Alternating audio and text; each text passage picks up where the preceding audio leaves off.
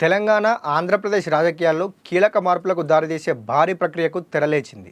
ఓటర్ల జాబితాలను పూర్తిగా శుద్ధి చేసే ప్రత్యేక విస్తృత సవరణ స్పెషల్ ఇంటెన్సివ్ రివిజన్ కోసం భారత ఎన్నికల సంఘం సిద్ధమైంది. తెలంగాణ రాష్ట్రంలో ఏప్రిల్ నుంచి ప్రారంభం కానున్న ఈ కార్యక్రమం రాష్ట్రంలో బోగస్, నకిలీ ఓట్లపై కత్తి విసరనుంది. ఆశ్చర్యకరంగా దీని ప్రభావం పక్కనున్న ఏపీపై కూడా పడనుండడం గమనార్హం. దేశవ్యాప్తంగా ఇప్పటికే అమలు చేసిన ఈ విధానాన్ని ఇప్పుడు తెలంగాణలో చేపట్టనుండడం రాజకీయంగా, సామాజికంగా ఆసక్తి రేపుతోంది. ముఖ్యంగా ఒకే వ్యక్తికి 2 చోట్ల ఓట్లు ఉండే పరిస్థితి, వలసల ప్రభావం, నగరాల్లో పెరిగిన నకిలీలు అన్నీ ఇప్పుడు తీవ్ర పరిశీలన పరిధిలోకి వచ్చాయి. ఇది సాధారణ సవరణ కాదు.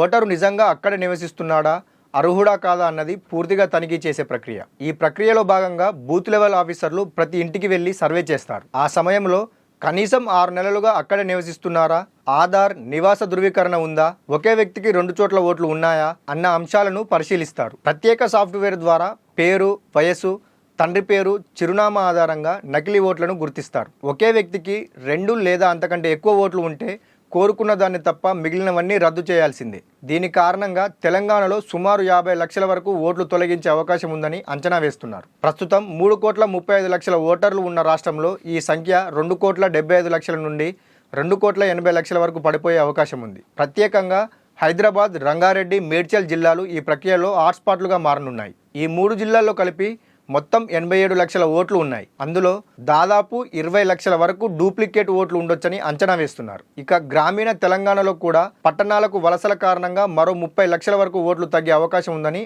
అధికారులు భావిస్తున్నారు. రాష్ట్ర విభజన తర్వాత ఏపీ నుంచి పెద్ద ఎత్తున ప్రజలు హైదరాబాద్కు వలస వచ్చి స్థిరపడ్డారు. ఉద్యోగాలు, వ్యాపారాలు, విద్య ఇలా పలు రకాల కారణాల వల్ల నగరం ప్రధాన కేంద్రంగా మారింది. ఈ క్రమంలో చాలామంది ఏపీలో ఓటు కొనసాగించడంతో పాటు హైదరాబాద్లో కూడా కొత్తగా నమోదు చేసుకున్నారు. వ్యాపార రీత్యా ఇక్కడే స్థిరపడిన వారు, ఉద్యోగాల కోసం 5 నుంచి 10 ఏళ్లుగా నివసిస్తున్న వారు, పిల్లల ఉన్నత విద్య కోసం కుటుంబాలతో కలిసి నగరానికి వచ్చిన వారు, ఈ వర్గాల్లో చాలా మందికి తెలిసినా తెలియకపోయినా చట్టపరంగా ఒక వ్యక్తికి ఒకే చోట మాత్రమే ఓటు హక్కు ఉంటుంది. తెలిసినా రాజకీయ ప్రయోజనాల దృష్ట్యా ఇంకో ఓటు రద్దు చేసుకోకపోవడం కొసమెరుపు. ఎస్ఐఆర్ ప్రక్రియలో ఎక్కడ 6 నెలలుగా నివసిస్తున్నారో అక్కడే ఓటు కొనసాగుతుంది. మరో చోటున్న ఓటు తొలగించబడుతుంది. ఈ ప్రక్రియ రాజకీయంగా కూడా హాట్ టాపిక్గా మారుతుంది. ముఖ్యంగా హైదరాబాద్లో నివసిస్తూ ఎన్నికల సమయంలో ఏపీకి వెళ్లి ఓటు వేసే వర్గంపై దీని ప్రభావం విశేషంగా ఉంటుందని విశ్లేషణలు చెబుతున్నాయి.